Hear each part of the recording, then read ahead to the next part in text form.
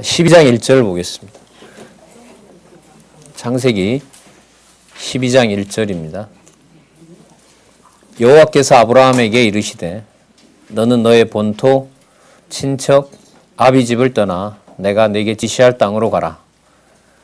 내가 너로 큰 민족을 이루고 네게 복을 주어 네 이름을 창대케 하리니 너는 복의 근원이 될지라. 너를 축복하는 자에게 내가 복을 내리고 너를 저주하는 자에게는 내가 저주하리니 땅의 모든 족속이 너를 인하여 복을 얻을 것이니라 하신지라.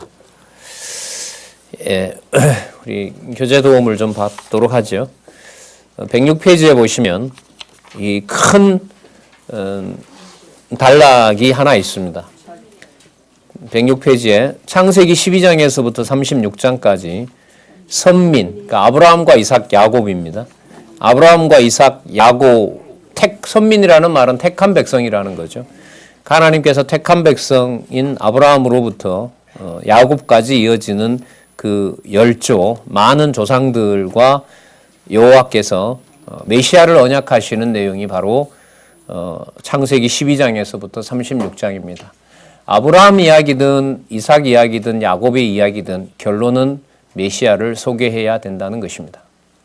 그래서 여호와께서 언약하신 대로 아브라함과 이삭과 야곱에게 잠시 언약하신 대로 이루어 주시는 모든 과정이 장차 오실 메시아가 어떤 사역을 하시고 어떤 목적으로 오시는지를 창세기 12장에서부터 36장까지의 모든 결론이어야 됩니다.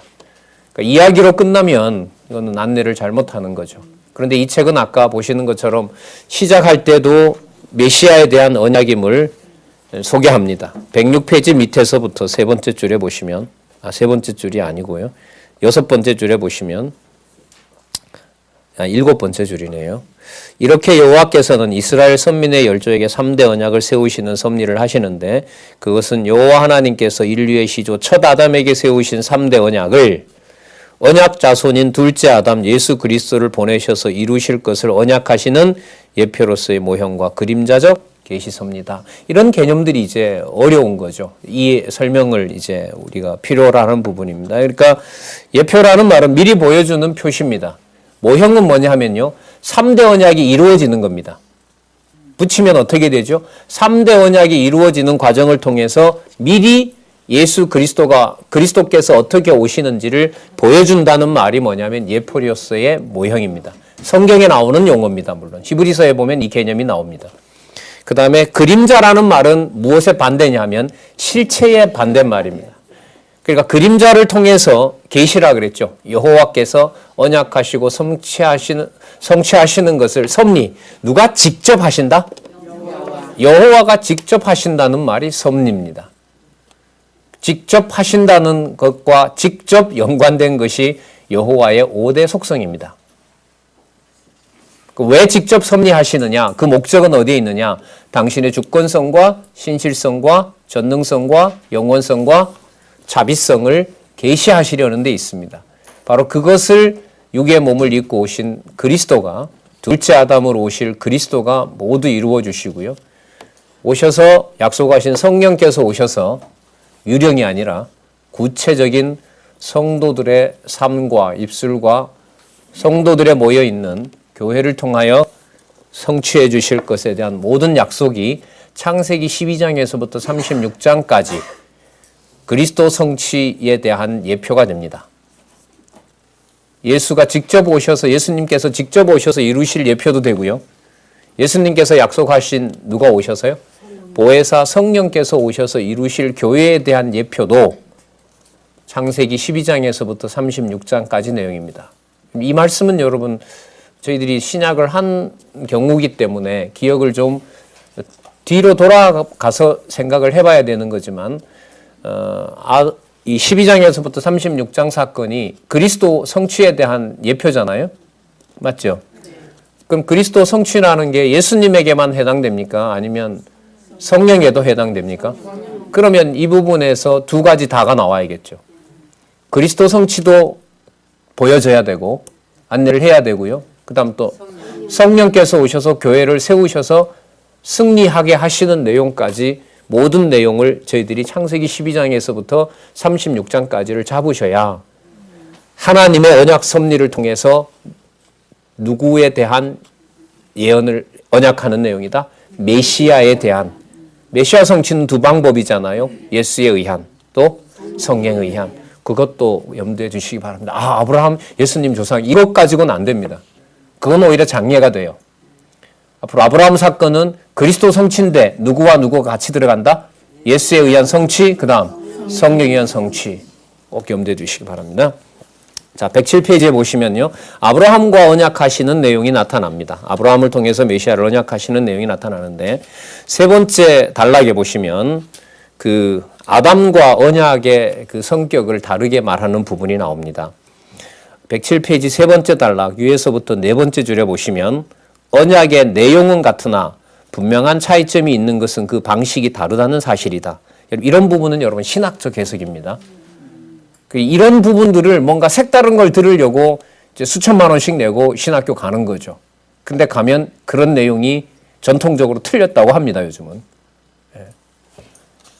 자, 그 차이점은 여호와께서 아담에게 세우신 3대 언약이 타락 전에 세우신 뭐라면? 그렇죠. 그러니까 아담은 누굴 통해서 바로 이루어요? 여러분, 예를 들면 아브라함이 없다고 해서 아담 언약이 안 이루어지겠습니까? 타락했다고 안 이루어지겠습니까? 노아 홍수 때 다 쓸어버린다고 안 이루어지겠어요? 그럼 아담에게 이루어지는 것은 곧바로 누구에게 이루어지는 거죠? 메시아에게. 그걸 뭐라 부르냐면 실체적인 언약이라 그래요. 실체적인 언약이라고 합니다. 그러니까 타락 전에 세우신 무엇이라면, 실체적인 것이라면 아브라함에게 세우신 3대 언약은 여러분 아까 확인하셨죠? 아담과 노아를 통해서 아브라함에게 온 거죠. 그러니까 뭐는 아니에요? 아브라함 죽는다고 아담이 죽는 건 아니에요. 아셨어요? 그러니까 아브라함은 그런 면에서 뭐냐면 그림자예요. 이스라엘 역사는 그런 면에서 그림자입니다. 모형인 거예요.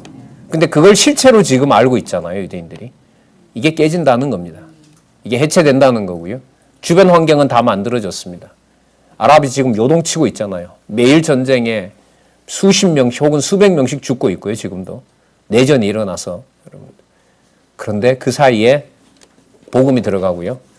봉사단원들이 추행도 하지만요. 성추행도 하지만은 그 사이에 복음을 들고 들어가는 선교사들도 있고요.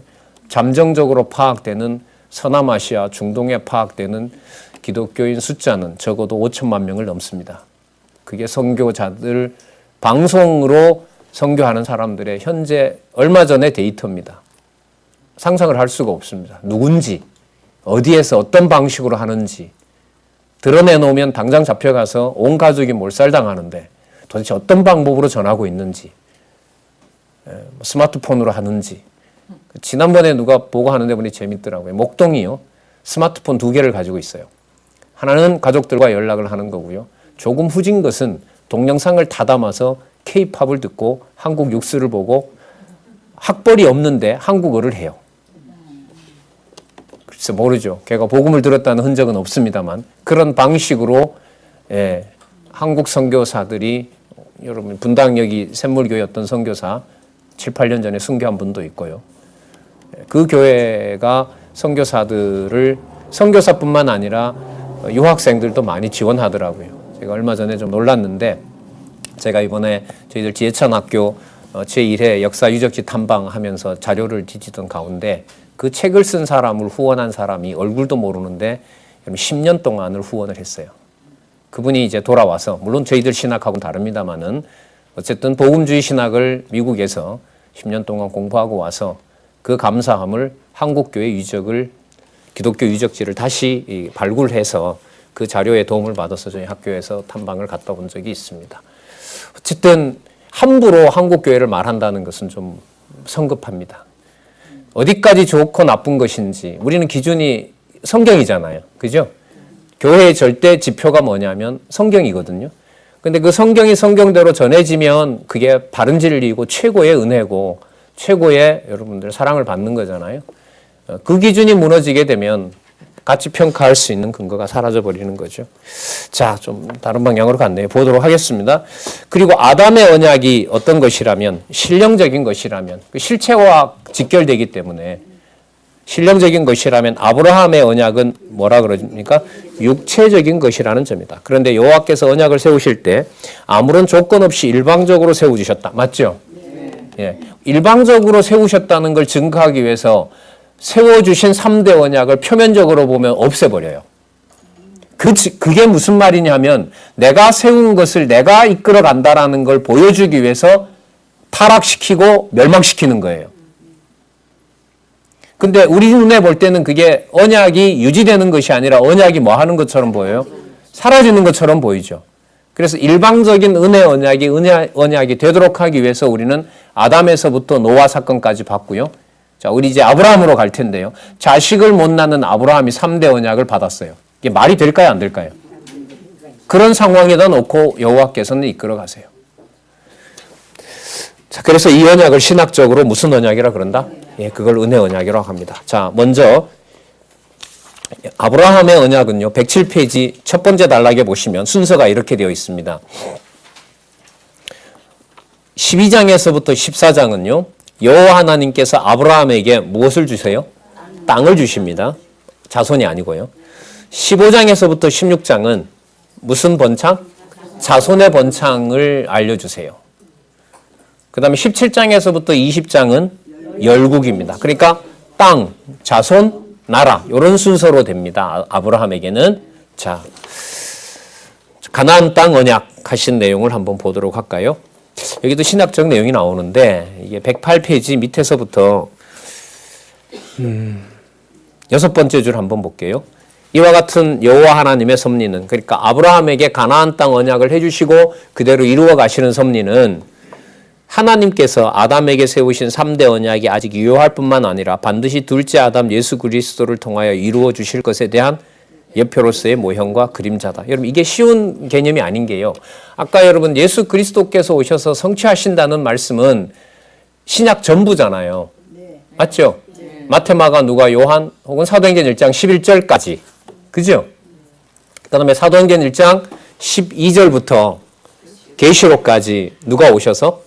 예, 예수께서 아버지께로 보내신 성령께서 오셔서 성취하는 내용이죠. 그럼 저희들이 공부할 내용에 과제가 좀 남은 게 있죠.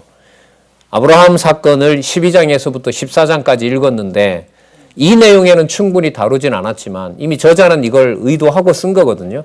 근데 우리 머릿속에 예수님의 4대 직임뿐만 아니라 예수에 의한 성취나 성령에 의한 성취 내용이 한두 마디밖에 안 나온다고 해서 그 정보가 우리에게 없는 것은 그게 이제 공부해야 될 내용이고요. 전달해야 될 사람의 여러분 과제물이고 함께 알아가야 될 부분이기도 해요. 그걸 설명을 못하면 이 말은 그런가 보다밖에 안 돼요. 그래서 제가 아까 말씀을 드린 것이 답은 이미 나와 있어요. 왜냐하면 마태복음에서부터 계시록까지 읽다 보면 아브라함과 연관된 또 선민의 열조와 연관된 많은 성경의 근거 구절들이 나옵니다. 그 역으로 보면 그 내용들이 창세기를 읽을 때 뭐가 된다? 이미 예고가 되고 있다. 그리고 이게 20년 만에 쓰여진 거잖아요. 20년 만에 쓰여졌기 때문에 처음 쓸 때 계시록을 아직 안 썼잖아요. 근데 계시록을 쓸 때는 앞부분을 썼기 때문에 계시록 내용에 보면 창세기에서부터 이제 그 이후 내용들이 들어가 있게 돼요. 그래서 강론집에서 제가 말씀을 드리면서 강조했던 부분이 세 번째 단락, 신약에 나타난 무슨 근거요? 구약 근거에 많은 힌트를 받으시길 바라고 그 부분이 애매모호하게 선명하지 않으면 꼭 확인해 주십사라고 그 말씀을 드린 적이 있습니다. 자, 어쨌든요. 그 다음 좀 큰 얘기가 나오는데요. 밑에서부터 세 번째 줄에 보면 아브라함에게는 육적이며 현세적인 지상의 땅이 언약되었으나 여기 보세요. 예수 그리스도는 궁극적으로 신령적이며 내재적인 천상의, 자 이제 요한계시록까지 가버려요. 새하늘과 새 땅으로 가요. 그럼 그 중간에 있는 궁극적으로 신령적이고 내재적인 천상에 대한 설명은 예수님께서도 증거하시고 하나님 나라 하늘나라로요. 누가 오셔서? 성령께서 오셔서 무엇을 통하여? 교회를 통하여. 교회를 통하여 이 내용이 드러나고 있기 때문에 예수 그리스도에게는 궁극적으로 신령적이며 내재적인 천상의 새하늘과 새 땅, 이 말은 한 절이지만 무슨 내용이 다 담긴다? 어디 내용 전체? 그렇죠. 그렇게 공부하시는 거기 때문에 이 책의 분량이 그걸 여기다가 다 쓰면 이 책은 20권으로 안 끝납니다. 그럼 이거는 뭐냐 하면 진짜 가이드를 해준 거예요.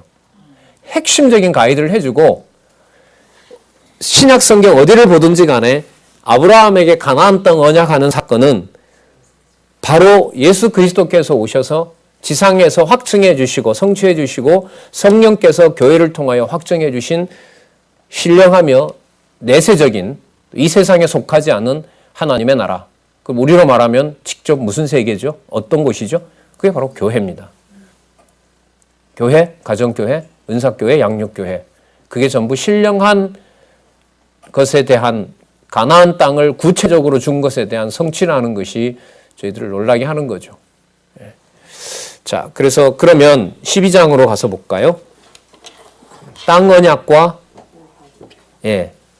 보호하십니다. 누구를 보호하냐면 아브라함과 그의 부인 사레를 보호하는 내용이 여기에 나타납니다. 자, 12장 1절에서부터 여러분 3절은요. 아까 노아에게 영원한 언약이라고 언약해 주셨죠. 10장 몇 절부터였죠? 10장 10절에서부터 10장 1절에서부터 32절까지 많은 내용이 나타났었죠. 11장 1절에서부터 아니다. 죄송합니다. 9장 8절에서부터 17절. 그죠? 9장 8절에서부터 17절과 창세기 1장 28절을 같이 생각을 하시면서 12장 1절에서부터 3절을 보시면 연결이 됩니다. 창세기 1장 28절, 아까 9장 8절에서부터 17절 성경적 근거입니다. 그 다음 12장 1절에서부터 3절 얘기가 연결이 된다는 겁니다. 우연히 나오고 단절되는 것이 아닙니다. 여호와께서 아브라함에게 이르시되 너는 너의 본토, 본래 살던 땅, 그 다음에 거기에 있던 친척들, 그 다음에 아버지 집을 떠나서 내가 내게 지시할 땅으로 가라. 내가 너로 큰 민족을 이루고 내게 복을 주어 내 이름을 창대케 하리라. 아버지가 떠났다고 했지만 약속은 아버지가 받은 게 아니고 아브라함이 받은 겁니다. 아까 데라가 가나안 땅으로 간다 그랬죠. 그 언약의 당사자는 어쨌든 아브라함에게 하나님 직접 나타났습니다. 물론 데라까지 아까 족보를 통해서 보호하셨지만 구체적인 일은 데라가 아니라 아브라함에게부터 구체적인 복에 대한 내용들이 나타납니다. 2절 지시할 땅으로 가라라고 하고요. 너로 뭘 이룬다? 큰 민족을 이루고 내게 복을 주어 내 이름을 뭐 한다? 창대케 하리라. 여러분 하나님께서 노아의 이름 창대케 했죠. 맞죠? 예. 그가 했던 일은 거의 메시아와 같습니다. 하나님 말씀 전하고요. 방주를 지배했고요. 이웃 세대를 지배했고요. 그 다음에 통치했었던, 더 나아가면 이미 여러분 창대케 한 사건은 하나님께서 아담의 이름을 창대케 한 거 맞습니까? 어떻게 해요? 증거가 있다면 모든 만물들에 대한 이름을 지음으로써 존재할 수 있는 근거를 아담이 마련하도록 했다는 거죠. 그래서 창대가요, 여러분들 번성한다 이게 아니고요. 그 이름을 크고 강하게 한다는 의미입니다. 그러니까 범위가 아니라요. 그가 가지고 있는 지위를 높이는 거예요. 창대케라는 말은. 그러니까 가장 높은 것이 임금이라면 임금보다 더 높게 만들어 놓겠다 이 말입니다. 아브라함에게. 객으로 가는데도 불구하고. 그런데 그 땅을 여러분들 가나안을 줘버리잖아요. 이미 가나안에는 그 유명한 네피림이 살고 있고 어느 누구도 함부로 들어갈 수 없고 어떤 땅은 포도 한 송이를 어깨에 매야 될 풍족한 땅을 통째로 전부 아브라함에게 주겠다는 거예요. 여러분 내일 아침 7시부로 미국 땅을 여러분에게 주겠다고 오늘 누가 약속하면 믿으실까요? 안 믿으실까요? 그게 안 믿어진다면 아브라함이 받았던 약속도 그거라고 보시면 돼요. 저 땅이 내 땅이라고? 그리고 부인은 누구를 못 낳아요? 근데 하늘의 별과 바다의 모래같이 한다고요? 창대케 된다고요? 살아남기는 하도 감사하지. 자, 내게 복을 주어 내 이름을 창대케 하려니 너는 뭐의 근원이 된다? 이게 중요하죠. 아담에게 줬던 걸 그대로 줘서 복의 근원이라는 말은 복과 저주의 근원이 아브라함에게 있다는 걸 확인해 주거든요. 참 감당할 수 없는 거죠. 사실 인간적으로. 너를 축복하는 자에게는 내가 뭘 내리고 복을 내리고 내가 저주하는 자에게는 내가 저주하리니 땅의 모든 족속이 너를 인하여 뭐를 얻는다? 복을 얻게 된다. 그러니까 여러분들 저주하는 아브라함 보면서도 아브라함이 창대할 뿐만 아니라 축복하는 아브라함을 통해서도 아브라함의 이름이 커지는 거예요. 아셨어요? 그러니까 복의 근원이 된다라는 말은 뭐냐면 아브라함이 받았던 개념으로 보면 통치권이에요. 그러니까 통치권은 뭐와 뭐를 구분할 수 있어요? 복 줄 자에게 복 주고 저주할 자에게 저주할 수 있는 모든 권한이 누구에게 있다? 아브라함에게 있다는 거예요. 아담에게 줬던 것처럼. 그러니까 실수한 노아에게도 아들이 잘못해버리니까 저주해버리잖아요. 아담에게 줬던 것하고 똑같죠. 예. 하나님의 약속은 어떤 행위와 어떤 여건 때문에 달라질 수 없다는 사실을 또 한 번 확인하죠. 그러나 그 지혜를 주지 않으면 알 수가 없습니다. 예. 자, 이 구절들 생각하시면서요. 이 내용들이 앞으로 20장까지 땅과 자손과 열국의 과정을 통해서 언약된 내용들이 유지되고 또한 일부분 성취되는 내용으로 계속해서 이어집니다. 그렇지 않은 부분이 나오면 성경은 이 강론집은 페이지가 연결되는 거지 내용은 연결되는 것이 아닙니다. 자, 그러면 살펴보도록 할까요? 하나님께서 친척과 아비 집에서 아브라함을 불러내시고요. 자, 그 다음에 보면 가나안 땅에 일단 이릅니다.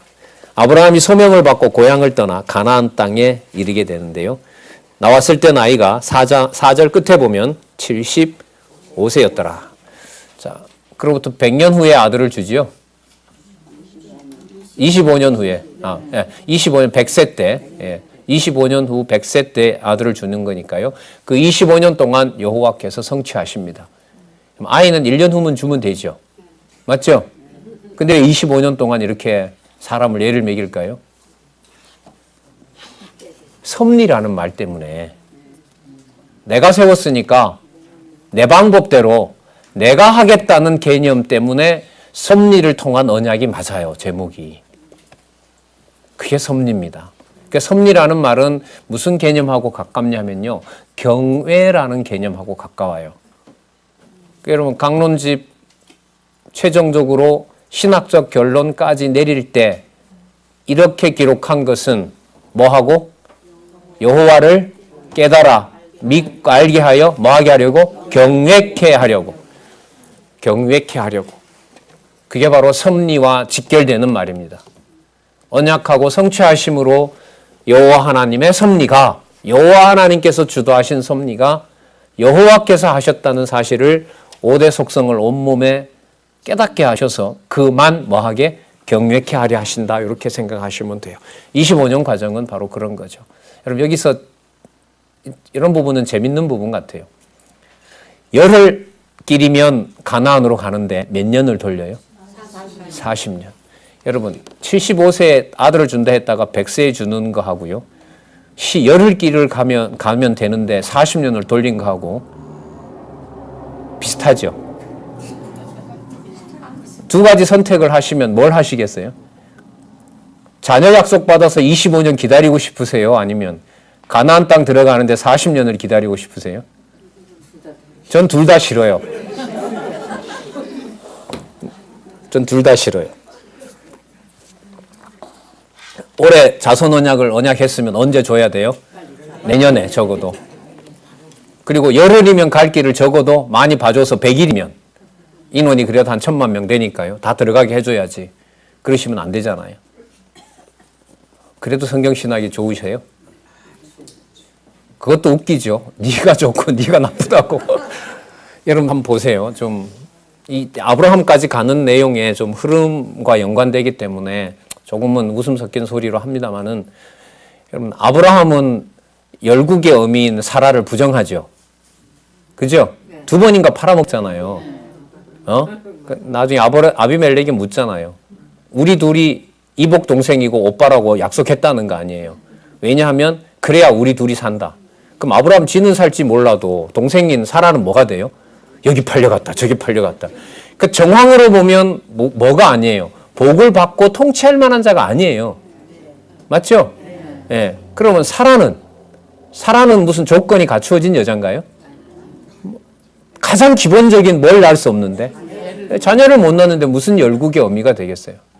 그러니까 두 사람 다 25년 동안 하나님께서 겪게 하시는 것은 아까 사라지만 자식을 못 낳았더라. 아까 11장에 그렇게 끝났잖아요. 그러니까 누가 보더라도 아브라함과 사라의 경우는 언약한 것을 이룰 만한 조건에 있다? 아니다? 아니다. 아니다는 거예요. 그걸 꼭 명심하셔야 돼요. 그럼 그 가운데 아브라함이 여호와를 믿으니 의로 칭했다. 이 말은 뭘까? 그게 본문에 나옵니다. 그걸 나중에 신약에서 끊임없이 로마서에도 말하고요. 히브리서에도 말하고 그 얘기를 합니다. 그 말은 여호와께서 의로 여기셨다는 말은 우리가 행위가 좋았기 때문에 여호와께서 뭐 한다? 의로 여기셨다는 말이 아니라는 거죠. 아니라는 겁니다. 그럼 믿음에라고 하는 것도 아브라함이 여호와를 믿음에라는 것도 아브라함이 의가 깊고 높아서가 그런 것이 아니다라는 겁니다. 그럼 무슨 뜻이냐면요. 미리 말씀드리면 아브라함이 실수할 때도 다른 사람들은 인생에서 실수할 때 여호와 이름 안 알려줘요. 아브라함과 사라는 실수해도 누구 이름이 떠나지 않게 해요? 여호와의 이름이 떠나지 않게 해요. 저희들은 공부를 잘하기 때문에 여기 남아 있잖아요. 실수도 안 하고. 맞죠? 그래도 여전히 말씀 좋아하게 하잖아요. 예. 그게 바로 뭐냐면 여호와를 믿음에, 더 정확하게 말씀드리면 여호와께서 약속하신 대로 여호와의 이름을 떠나지 않게 하심에 그것을 뭐로 여겼더라? 의로 여겼더라. 이렇게 정리하시면 돼요. 그래서 믿음은 뭐라? 선물이라. 맞죠? 예. 그래서 아브라함 사건에서 미리 말씀드린 이유는 의라고 칭할 만한 것을 아브라함의 어떤 행위로부터 가지고 나올 부분이 있다 없다? 없다. 그걸 먼저 말씀을 드리려고 하는 겁니다. 자, 75세였고요. 5절에 보면 아브라함이 그 안에 사레와 조카 롯과 하란에서 모은 모든 소유와 얻은 사람을 이끌고, 여러분 여기 보면 화란이 나오죠. 그리고 아브라함이 아까 본토 친척 아비 집을 떠나라고 그랬죠. 이 경우로 보면요. 데라가 화란에 왔고 화란에서 애법 많은 재산을 모았어요. 글쎄 모르겠어요. 마지막 아들도 죽었으니까 그 유산이 여러분 어쨌든 아브라함 아니면 아까 누구죠? 아브라함 또 나홀? 그렇죠. 나홀에게 뭔가 분배가 됐을 거 아니에요? 그러니까 어쨌든 재산을 모은 거죠. 떠나도 돼요? 떠날 필요가 없어요. 떠날 필요가 없죠. 이 경우로 보면. 소유와 모든 사람을 이끌고 어디로 가려고? 그렇죠. 가나안으로 가려고 떠나서 어디에서? 마침내 가나안 땅에 들어갔더라. 자, 아브라함이 그 땅을 통과하여 세겜 땅 모레라는 지역에 있는 상수리 나무, 이게 숲이지요. 정착할 만한 곳인 거예요. 나무가 있다는 말은. 자, 그 다음에 너무너무 재밌는 말씀이 나와요. 그때라는 말은 언제에? 가나안 땅에 이르렀을 때에 가나안 사람이 그 땅에 거하였더라. 셈의 후손이 아닌 함의 후손인 가나안 사람이 그 땅에 거하였더라. 따라서 땅을 차지하기가 어렵다 싶다. 하나님 하시. 그래서 여기서 가나안이라는 말이 나와요. 이게 안 나오면 좋아요. 그냥 6절 빼고요. 가나안 땅으로 가려고 떠나서 어디에? 마침내 가나안 땅에 들어갔다. 여기서 끝내면 돼요. 이게 목적이 아니거든요. 하나님 언약하신 여호와 하나님을 계시하시는 섭리를 하시려는 거기 때문에, 계시 섭리이기 때문에 단서를 붙여요. 그때에 가나안 사람이 그 땅에 거하였더라. 여러분 그 지난번 그 유인물에 보시면 함의 후손들 왜 10족속 나오죠? 무슨 족속 여기 지금 다 차지하고 있는 거예요. 그러니까 어디에 들어가서 정착을 하기가 어려워요. 가나안에 들어가서 정착하기가 어려운 거죠. 그럼 그렇다면 말씀드리는 이유가 땅 언약을 누가 이루신다는 거죠? 여호와께서 이루신다는 거죠. 그걸 말씀드리려고 한 겁니다. 자, 아브라함이 여호와 하나님께 땅을 약속받고 단을 쌓습니다. 여러분 여기서 아주 재밌는 또 너무 중요한 단어 하나가 나오는데요. 확인 같이 할게요. 여호와께서 아브라함에게 나타나 가라사대 내가 이 땅을, 함의 땅을 내 자손에게 주리라 하신지라. 자, 여러분 여기서 뭔 일이 벌어져요? 강성한 것은 함이 더 강성한데요. 노아에게 약속한 것은 누가 누구를 지배하는 거죠? 셈이 함을 지배하는 거예요. 그러니까 판도를, 이 판을 누가 지금 어떻게 보면 짜가고 계세요? 예, 이분이 여호와세요. 소득인 거, 위협에 처한 것 같고, 아무것도 아닌 것 같고, 그러면 여러분 여기서 결론을 내릴 수 있는 것이 중요한 부분이 있죠. 누구 이름이 누구 이름대로 보존되는 것이 지상에 남아있는 가장 중요한 목적일까요? 그렇죠. 자기 백성에게 여호와 이름이 여호와 이름대로 이런저런 방식을 통해서 내리 속에 기억되는 게 가장 중요한 복이에요. 이렇게 공적으로 말씀을 드리고 개인적으로 이런저런 일을 차고 또 교회 일과 연관해서 했는데 막 자기 불만이 쌓이고 내 판단대로 되지 않아서 막 이렇게 괴로워하잖아요. 진짜 거울 보고 제 얼굴을 보기 싫더라고요. 그러니까 그게 뭔 말이냐면 내 꼴이 보기 싫어서가 아니라 던지는 수천 마디 어떤 수백 가지 이야기 속에 여호와를 그렇게 말한다는 것과 여호와 하나님이 기억나고 존재하신다는 걸 알려주는 것은 누가 하는 일이 아니라는 거죠. 내가 하는 게 아니라는 거죠. 그러니까 내가 못하니까 화가 나는 거예요. 그러니까 내가 못하는 내 꼴을 보기 싫은 거죠. 누가 되고 싶은 거예요, 그러니까? 언약한 대로 가르쳐줬으면 언약한 대로 누가 이루어야 돼요? 내가 이루어야 되거든. 그게 싫은 거예요. 그 싫어하는데 그걸 못 견디는 나를 제가 못 보겠더라니까요. 그러니까 강론 전날에 일이 벌어지면요. 제가 거울을 잘 안 볼 확률이 많아요. 저도 참, 다 똑같죠. 다 못됐고, 다 그렇고 그런 인간들 아니에요? 아, 죄송합니다. 그렇고 저만 그러니까요. 그래서 여러분들, 우리 어려운 시간 할 때, 그 강론 이렇게 여러분들과 같이 공부하는 그 전날에 여러 일들이 있을 때요. 참 감사한 게, 여러분들도 그렇겠죠. 성경을 성경대로 보면서 여호와 살아 계신 것을 같이 경험한 것은 진짜 은혜 중에 은혜입니다.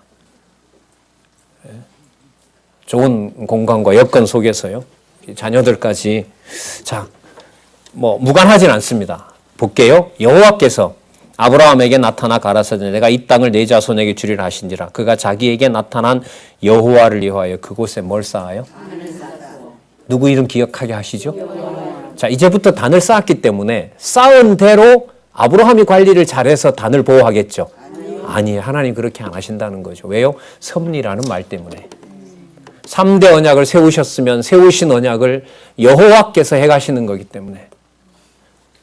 내 자손에게 8절 거기서 베델 동편 땅으로 옮겨 장막을 치니 선은 베델이요 동은 아이라. 그가 그곳에서 누구를 위하여? 여호와를 위하여 뭘 쌓고? 단을 쌓고. 장막을 이동한다는 말은 땅을 넓히는 거잖아요. 누구의 이름을 부르더니 9절에 점점 어디로? 남방으로 옮겨갔더라. 땅이 점점 뭐예요? 확대되는 거죠. 왜요? 아브라함 이름이 창대케 된다고 약속했으니까. 땅을 밟게 되는 겁니다. 여러분 거기서 여호와의 이름을 부르더니 여호와께서 여호와의 이름을 부르게 하신 거죠. 왜요? 가나안 땅에 와서 가는 곳에 자기가 정착하게 되니까. 이곳에도 살아보고 저곳에도 살아보고 이곳저곳 살다가 헤브론에 정착했다가 나중에 헤브론에 살다가 왕국은 예루살렘으로 딱 했을 때 솔로몬의 입에서 진짜 당신은 여호와라는 탄성이 열왕기 가면 이제 불려지게 되는 거 아닙니까? 여호와의 이름을 부르게 하셨더라. 누구 기억나죠? 여호와의 이름을 부르게 하셨더라. 무슨 사건이 기억나십니까?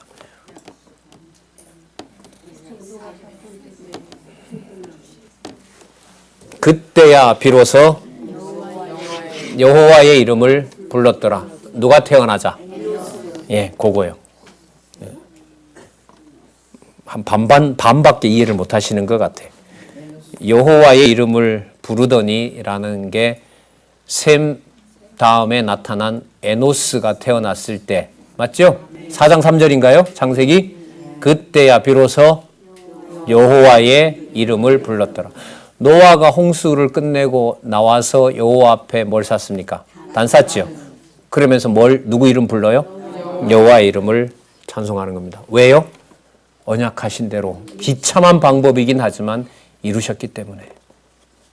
그러면 저희들에게는 성령께서 여호와의 이름을 생각나게 하는 것이 뭘 쌓게 하는 거죠? 여호와의 이름을 단사케 하는 거죠. 그게 이제 곳곳에서 장소, 시간을 불문하고 여호와의 이름을 기억나게 하는 것이 교회를 통하여 그리스도가 머리 되신다는 사실을 신령하게 이루어 주신 거기 때문에 아브라함이 단을 쌓는 것과 지역과 장소와 시간을 초월해서 하나님의 교회가 서도록 하여 그곳에서 누구 이름을 부르게 하신다? 여호와의 이름을 부르게 하시는 일이 현재 역사이기 때문에 아브라함이 가나안 땅으로 이거한 사건은 장차 성령께서 오셔서 교회를 세워서 여호와의 이름을 부르게 하실 것에 대한 예표로서의 모형과 그림자입니다. 그럼 여기에서부터 신약에 나타난 그리스도 성취에 대한 부분이 나온다, 안 나온다? 분명하게 나온다는 것을 말씀을 드립니다. 자, 그런 내용들이 여러분 강론집에 없다고 하시지 말고요. 신약에 가면 나옵니다. 제가 만든 게 아니라요. 신약에 가서 보다 보면 아, 이게 이미 창세기에 나왔구나. 그렇게 오고 가면서 공부하는 겁니다. 여러분, 그 짧은 내용에 가장 많이 나타난 낱말이 뭡니까? 맞죠? 7절에 여호와죠. 7절 끝에 여호와고요. 자, 8절 끝에 여호와고요. 8절에 2번 나오고요. 자, 분명하잖아요, 그러면. 하나님께서 아브라함을 가나안에 왜 넣었어요? 누구 이름 부르게 하려고. 네, 그러면 돼요. 낮아질 때는 여호와의 이름을 안 부르게 한다고 하지만 낮아지게 하는 과정이 여호와의 이름을 부르게 하는 과정입니다. 그런 면에서 여러분들 모든 것이 합력하여 선을 이룬다는 게요. 세상에서 말하는 좋은 것과 나쁜 것을 합해서 여호와 이름 선이 이룬다 이런 말이 아니에요. 그 진짜 세속적인 해석이에요. 선하게 합력하여 모든 것이 합력하여 선하게 합력하여 선을 이룬다는 말은 나쁜 상황에서도 누구 이름 부르게 하고, 그죠? 망한 게 좋게 된다는 말이 아닙니다. 그렇게들 이해하세요, 보면. 아니에요. 선하게 합력하여 모든 것이 합력하여 선을 이룬다는 말은 나쁜 최악의 상황에서도 누구 이름이 부르게 되고, 그렇죠. 기억나게 되고, 좋은 상황에도 너무 좋아하는데 취하지 않게 해서 누구의 이름만은 여호와의 이름은 기억나게 한다는 의미에서 그게 선입니다. 그런데 세상에 일반적으로 성경을 접하지 못하는 사람들은 인생 세용지마라고 이럴 때 저럴 때 다 겪는 거야라고 하는데 거기 여호와하고 무슨 상관이 있겠어요? 근데 이렇게 기도하시는 걸 들어보면 이 어려운 상황도 다 지나가면 좋게 됩니다. 다 합력해서 선을 이룬다. 이런 기도 지금은 안 하시는데 옛날 바깥에서 장안중앙교회 기도를 들을 때 요즘은 안 그러시는 것 같아요. 그래서 선악이 합력하여 선을 이룬다는 중심을 우리 중심의 어떤 좋고 나쁜 것을 극복할 수 있다. 이런 말이 아니에요. 아셨죠? 왜 낮추시는 과정 속에서도 여호와께서 관심이 있는 것은 누구 이름을 지워버리지 않는 거예요. 여호와 이름을 지워버리지 않는 거죠. 그걸 누가 하신다? 예, 이제 곧 나와요. 가나안 땅 주고 가나안에만 정착하면 좋은데 왜 기근을 또 줘요? 있을 때보다 농사가 더 잘 돼야지. 네, 보시자고요. 어떻게 하시나? 아브라함이 애굽에서의 생존을 위해 자기를 뭐 합니까? 예, 10장 1절 볼까? 12장 10절 볼까요? 그 땅에, 여러분 그 땅은 어느 땅이죠? 약속의 땅 가나안에 이 말이죠. 기근이 있으므로 아브라함이 그 나일강 삼각주의 그 옥토이죠. 애굽에 우거하려 하여 그리로 내려갔으니 이는 그 땅에 기근이 심하였습니다. 그가 애굽에 가까이 이를 때 그 안에 사례들어 말하되 나 알기에 그대는 아리따운 여인이라. 애굽 사람이 그대를 볼 때 이르기를 이는 그의 아내라 하고 나를 죽이고 그대는 살리리니 원컨대 그대는 나의 누이라 하라. 그리하면 내가 그대로 인하여 안전하고 내 목숨이 그대로 인하여 뭐 한다? 보존하겠노라. 그럼 이 여자는? 너만 잘못해. 내 같으면 좀 대들 텐데요. 대들었다는 말은 안 나와요. 여러분 이 현장에서도 여호와 살아계신 거 맞나요? 이렇게 죄송합니다. 이렇게 치사한 할아버지라고 안 하고 뭐라 했으면 참 좋겠는데 여러분 이 현장에 여호와 살아계시는 거 맞나요? 여러분이 사라 입장이 돼도 여호와고 뭐고 다 필요 없어요? 이게 뭐야 도대체? 예.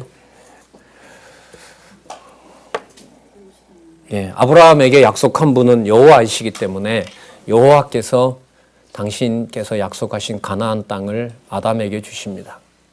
예. 아담은 관리할 능력이 죄송합니다. 아브라함은 이 소행으로 보면 땅 관리자의 최소한의 조건도 가지고 있지 않습니다. 많은 민족의 조상은커녕 누구도 못 지키는데. 바로가 사례를 자기 궁으로 들였다가 재앙을 담지. 하나님이 일하십니다. 여러분들 사무엘 배우셨죠? 블레셋에 하나님의 괴를 빼앗기자. 이제부터 누가 일하기 시작합니까?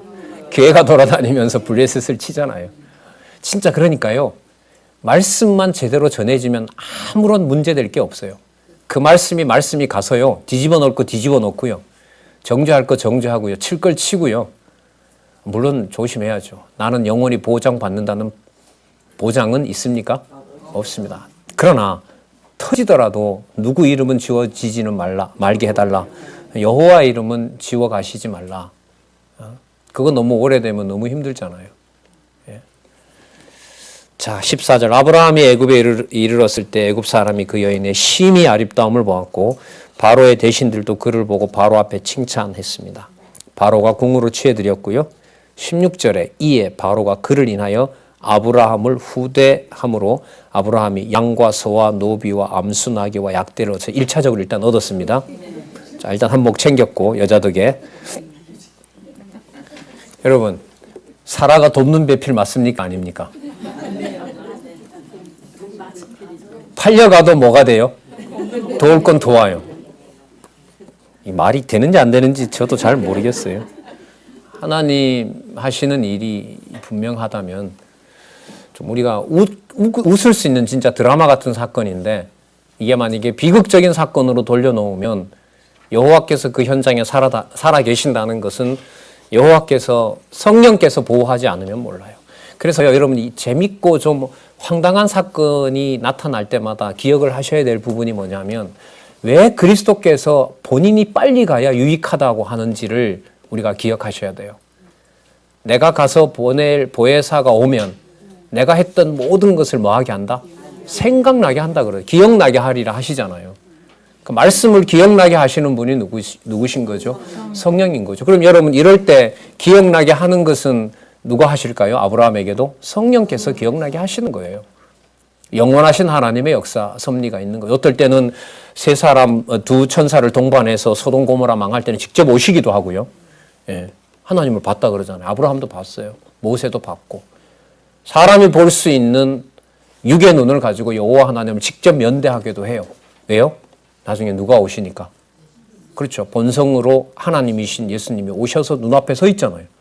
그걸 본 자들이 증거해서 계시록까지 기록해 놓았고요. 그러니까 말씀을 말씀대로 듣게 되는 것은 아브라함이 만났던 하나님을 만나는 것과요. 제자들이 만났던 예수님을 만나는 것과 성령께서 오셔서 성경을 깨닫게 하는 것과 차이가 있다 없다? 없어요. 말씀을 대해서 말씀을 하나님 말씀으로 대하는 건 그냥 지적인 일로 끝나고요. 만약에 지금 예수님이 내 앞에 있다면 진짜 하나님의 아들을 본 거하고 여러분 어떤 게 더 확증을 해줄 수 있다고 생각하세요? 우리가 생각하기엔 예수님 눈앞에 있는 거겠죠. 그럼 예수님 왜 가세요? 가는 게 우리한테 뭐라 그랬는데? 그렇죠. 그럼 뭐가 더 확증을 해준다는 거예요? 성령께서 오셔서 기록한 말씀으로 각 성령의 성령께서 각 성도들의 신비의 하나님 말씀을 공부하지 않아도 기억나게. 네. 듣게 하여 기억나게 하는 과정으로 성령께서 확증해 주시는 거기 때문에 진짜 비교할 수 없는 겁니다. 근데 이걸 너무 무시했죠. 개혁파 교회는 성경이 성경으로 안전해지는 걸 너무 가볍게 봤고요. 이래저래 그냥 안수만 받으면 이런저런 얘기해도 되는 걸로 성도들은 묵과하고 무시하고. 예. 진짜 아무리 봐도 애굽에서 아브라함의 아내 사례를 보호한 것보다요. 여러분들과 제가 말씀에서 떠나지 않은 것이 더 큰 사건이라고 저는 생각을 합니다. 이런 걸 오래 하면 설교라고 그런다 그러더라고요. 17절 볼게요. 여호와께서 아브라함의 아내 사레의 연고로 바로와 그 집에 큰 재앙을 내리신지라. 그러니까 복받아야 될 아무 잘못이 없는 사람은 뭘 내리고요? 재앙을 내리고요. 진짜 치사한 사람이 된 사람에게는 하나님이 뭘 주고요? 복을 주고요. 가나안 정착 자금 마련하게 해주셨잖아요. 18절부터 20절까지 바로가 아브라함을 책망하고 사례를 다시 돌려보냅니다. 바로가 아브라함을 불러서 이르되 내가 어찌하여 나를 이렇게 대접하였느냐, 내가 어찌하여 그를 내 아내라고 내게 구하지 아니하였느냐 막 따집니다. 20절에요. 바로가 그 사람들에게 그의 일을 명하며 그들이 그 아내와 그 모든 소유를 보내었더라. 예. 그럼 국가가 교회를 왜 존재할까요? 교회가 국가를 왜 존재할까요?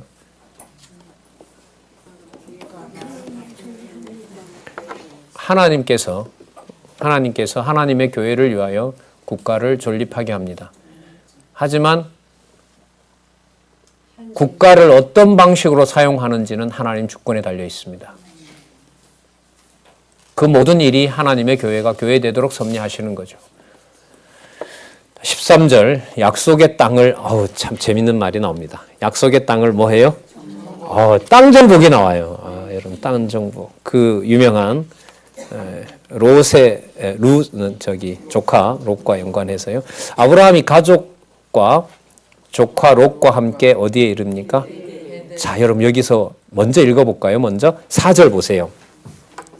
그가 처음으로 단을 쌓은 곳이라. 그가 거기에서 누구의 이름을 불렀더라? 그럼 지금 흘러가는 걸 보면 사건이 끝났을 때 성경은 뭐라고 마무리를 해요? 누구의 이름을 불렀더라? 여호와의 이름을 불렀더라. 어디에 나왔었죠? 12장 7절 8절에 맞죠? 예, 그런 건 좀 메모를 해놓으시면 도움이 되실 거예요. 자, 1절부터 보면요. 애굽에서 나올새 그와 그 아내와 모든 소유며 롯도 함께하여 남방으로 올라가니 이 아브라함에게 육축과 은금이 풍부하였더라. 원래 좀 있었지만 더 많아졌어요. 그가 남방에서부터 발행하여 베델에 이름에 베델과 아이 사이 전에 장막 쳤던 곳에 이르니 그가 처음으로 단을 쌓은 곳이라. 그러니까 어떻게 된 거죠? 처음 있던 땅에 와서 단 쌓았어요. 근데 기근이니까 어디로 가요? 일어나니 애굽으로 갔어요. 근데 애굽에 가서 왕창 벌게 해서 다시 돌아와서 누구 이름 부를 수밖에 없어요. 야, 진짜 가라고 한 대로 갔더니까 뭐가 됐다? 여호와께서 복을 주셨구나. 예. 그래서 여러분 시작한 어떤 큰 일과 힘든 일이 다시 돌아와서 여전히 여호와 이름을 부를 수 있게 된 것은 너무너무 놀라운 은혜죠. 그죠? 예. 그가 처음으로 단을 쌓은 곳이라. 그가 거기서 여호와의 이름을 불렀더라. 자, 우리 나온 김에 하나 더 찾아볼까요? 자, 바로 넘어가 볼게요. 13장 18절 볼게요. 이에 아브라함이 장막을 옮겨 헤브론에 있는 구체적인 장소가 나옵니다. 헤브론 마물에 여러분 여기 중요합니다. 예루살렘의 성전이 지어질 때까지 이스라엘 역사는 헤브론 이 부근에서 거의 일어납니다. 자, 헤브론에 있는 마물의 상수리 수풀에 이르러 거하며 거기서 누구를 위하여? 여호와를 위하여 뭘 쌓았더라? 그러면 여호와의 언약과 성취를 기억하게 하셨더라. 맞죠? 네. 자, 그러면 우리 다시 돌아와서요. 5절에서부터 9절까지 보겠습니다. 자, 116. 아브라함이 땅이 좁음으로 조카 롯을 떠나라고 권합니다. 자, 6절 끝에 보시면요. 그들의 소유가 많아서 동거할 수 없었다라고 나옵니다. 그죠? 예, 그러므로 아브라함의 가축의 목자와 롯의 가축의 목자가 서로 다투고 또 그다음 보세요. 또 가나안 사람과 브리스 사람도 그 땅에 거하였는지라. 이게 뭐 위협이 여러 가지만 내 형제들은 싸우고 형제들의 목자들은 삼촌과 가족들은 서로 다투게 되고요. 그 주위에는 누가 언제 침략해 들어올지 모르고 자 이렇게 되어 있습니다. 아브라함이 롯에게 이릅니다. 전부 우리 목자인데 서로 다투지 말자. 9절 내 앞에 온 땅이 있지 아니하냐. 나를 떠나라. 내가 좌하면 나는 우하고 내가 우하면 나는 좌하리라. 이 모든 과정이 여호와의 이름을 불렀더라라는 말씀과 같은 거죠. 한번 시험 겪었잖아요. 야 진짜 가라고 해서 했는데 땅을 누가 보호하신다? 여호와께서 보호하신다. 하니까 네가 선택을 뭘 하든지 간에 반드시 여호와께서는 뭐 한다? 이루어 가신다. 야 너 이렇게 해가 아니죠. 이렇게 보면 여기서는 여호와를 의지하는 판단인 겁니다. 가나안 땅도 무슨 경험이 있어요? 가라고 해서 가나안 땅에 와도 가나안 땅을 주고 안 주고는 누구에게 있다? 여호와께 있다는 걸 배웠기 때문에 행여나 롯이 가나안 땅을 선택한다 하더라도 저 땅이 약속된 땅이면 누구에게로 돌아온다? 나에게로 돌아온다는 걸 아브라함의 믿음을 키워가는 과정입니다. 자, 롯은 요단뜰에, 아브라함은 가나안 땅에 거하게 됩니다. 이에 롯이 눈을 들어 요단뜰을 바라본즉 소알까지 온 땅에 물이 넉넉하니 여호와께서 소돔과 고모라를 멸하기 전이었으므로 고로 뭐와 같았다 그래요? 여호와 동산이 어디예요? 표현으로 보면 에덴 동산인 거죠. 그곳이 불덩어리가 될지 어떻게 알았겠어요? 이게 사람의 생각이죠. 애굽 땅과 같았더라. 옥토인. 그러므로 롯이 요단 온뜰을 택하고 동으로 옮기니 그들이 서로 떠난지라. 아브라함은 가나안 땅에 거하였고. 참 약속 이루어지죠. 롯은 평지 성읍들에 머무르며 그 장막을 옮겨 소돔까지 이르렀더라. 그런데 하나 넣으면 소돔 사람은 악하여 여호와 앞에 큰 죄인이었더라. 자, 상대적으로 별 볼 일 없어 보이는 가나안 땅에 오자 하나님은 아브라함에게 이렇게 약속을 해주십니다. 14절 롯이 아브라함을 떠난 후에 여호와께서 아브라함에게 이르시되 너는 눈을 들어 너 있는 곳에서 동서남북을 바라보라. 15절요 보이는 땅을 내가 너와 네 자손에게 주리니 영원히 이르리라. 16절에 보면 자손도 땅에 티끌같이 하리라 하시고요. 17절 너는 일어나 그 땅을 종과 행으로 행하여 보라. 내가 그것을 너에게 주리라. 이에 아브라함이 아까 읽었죠? 장막을 옮겨 헤브론에 있는 마물의 상수리 숲을 이르러 거기서 누구를 위하여? 여호와를 위하여 단을 쌓았더라. 따라서 선민의 열조인 아브라함에게 땅 언약을 이루어 주시는 내용이 13장 땅을 정복하는 내용에서 성취되었습니다. 맞죠? 보호는 누가 해주셔야 될까요? 그렇죠. 그리고 그 땅을 아까 종횡으로 했죠? 땅 어떻게 돼야 돼요? 종횡 준다고 했으니까 줘야 되잖아요. 그러니까 전쟁 일으켜서 땅 줘요. 누가요? 예. 여러분 세계대전 일으킨 게 여러분들 한반도에 이 땅에 복음이 전해지는 섭리라고 믿으시면 돼요. 바로 이 원리예요. 보시자고요. 이제 그 다음에 여러분 아브라함 시대에 세계대전이 일어나거든요. 그게 여러분들 14장 내용이에요. 식사하시고요. 1시 반에 뵙도록 하겠습니다.